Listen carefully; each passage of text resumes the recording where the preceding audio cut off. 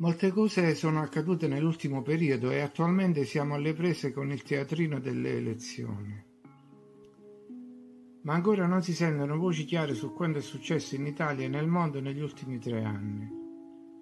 È già calato il sipario. Nessuna riduzione della popolazione, nessun crimine contro l'umanità. Insomma, si continua a fare le solite vecchie promesse come se niente fosse accaduto. E in più fra i candidati ci sono anche quelli che hanno procurato allarme e stress continuo negli ultimi anni. I peggiori comportamenti sembrano essere diventati normali. Ormai è chiaro che non parliamo più la stessa lingua. Ora c'è la lingua senza pensiero, la neolingua di Orwell, per cui ogni cosa significa il suo contrario e la verità non ha più valore. Esiste solo la prepotenza di imporre la bugia. In breve, in tutto ciò non credo che qualcuno parlerà mai di Tartaria o capirà mai che la rivoluzione mentale passa anche attraverso lo scalpello e che le bugie vanno attaccate alla radice. Gli stessi canali alternativi hanno accettato le regole fondamentali del gioco, cioè trattare i cittadini come persone non mature per il cambiamento. In questo, fra loro e i padroni, non c'è differenza. Ci sono dei filosofi da salotto, per esempio, che prima parlano della scienza, che non è scienza perché non ammette il confronto, poi criticano il pensiero unico, parlano di dittatura, attaccano i potentati esterni al paese, ma alla fine, di punto in bianco, anche se la questione non c'entra nulla, chiamano chi non la pensa come loro sulla forma della terra acefali. E che filosofia è? Immaginate se Anassimandro, il quale pensava che la terra fosse un cilindro, avesse definito Talete un acefalo, perché sosteneva che la terra ha la forma di un disco piatto. Insomma, se per loro si tratta solo di teorie cospirazioniste, perché se la prendono tanto? Perché scendere dal gradino dei filosofi a quello della compagnia del globo? Significa che ci sono complotti ammissibili, quelli di cui parlano loro, e quelli inaccettabili, o complotti di serie B, i semicomplotti appunto. Mi ricordano una canzone di tanti anni fa, Destra-Sinistra. Gli alieni sono di destra o di sinistra? È il grande reset, l'apocalisse, le scie chimiche.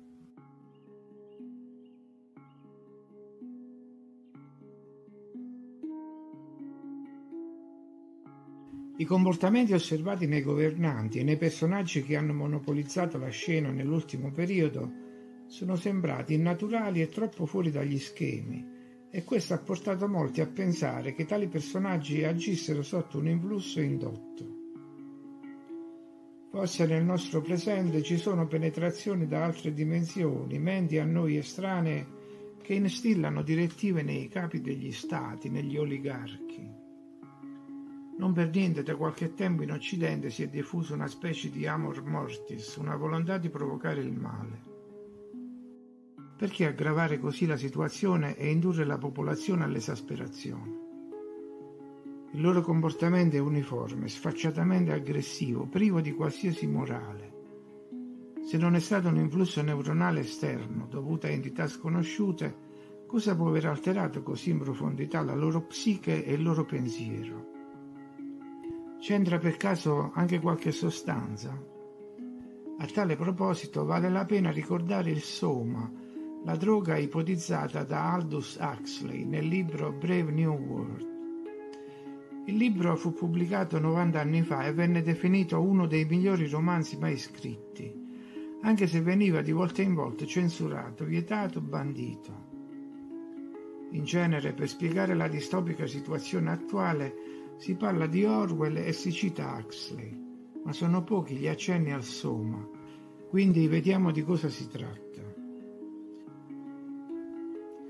Il soma è una droga sintetica, una sostanza euforizzante prodotta in forma di compresse da mezzo grammo, aggiunta alle bevande e, quando necessario, per sedare situazioni di disordine pubblico, spruzzata nell'aria come aerosol.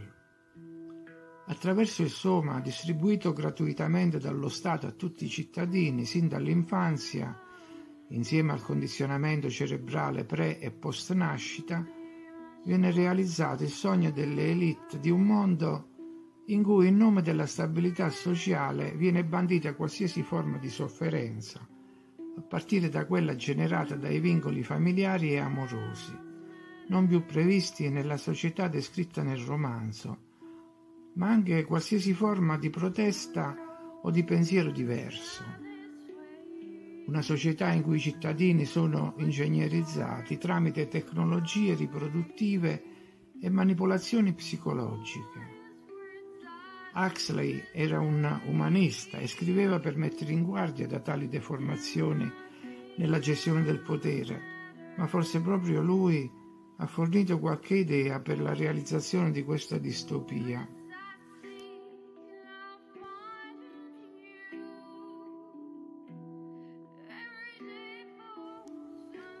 A Londra, a Piccadilly, c'era un orologio, non so se c'è ancora.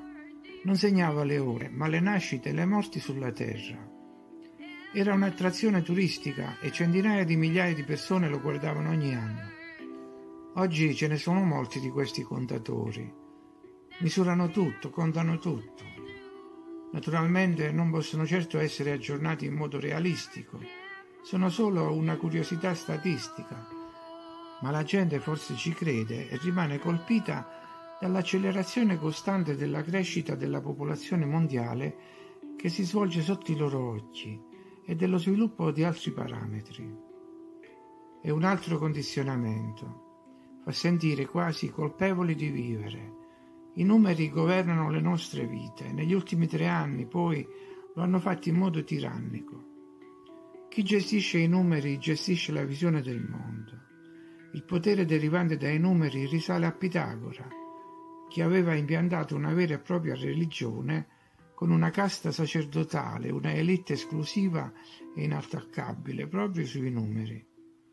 E così aveva preso il controllo della città di Crotone, anche se alla fine gli abitanti gli si rivolsero contro e lo cacciarono via o lo uccisero, non si sa con certezza.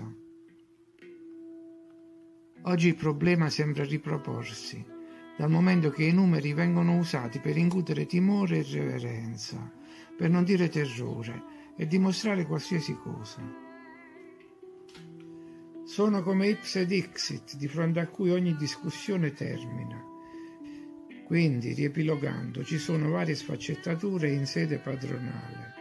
I padroni del vapore, i padroni delle ferriere e i padroni dei numeri, che vengono subito prima dei padroni del mondo. Il compito dei padroni dei numeri è quello di immettere cifre nel discorso, per esempio quello scientifico, che poi diventano dogmi senza che nessuno li possa verificare o mettere in discussione. Si tratta in genere di quei numeri molto alti, detti anche cifre astronomiche, perché legate proprio all'astronomia. E guai a contraddire i numeri. Già da piccoli ci dicono che la matematica non è un'opinione, e quindi cosa c'è di meglio dei numeri esorbitanti? E se da soli non bastano, vengono spesso potenziati da accrescitivi, come nel caso degli anni luce. Gli anni luce possono fare strada anche ai progetti più oscuri.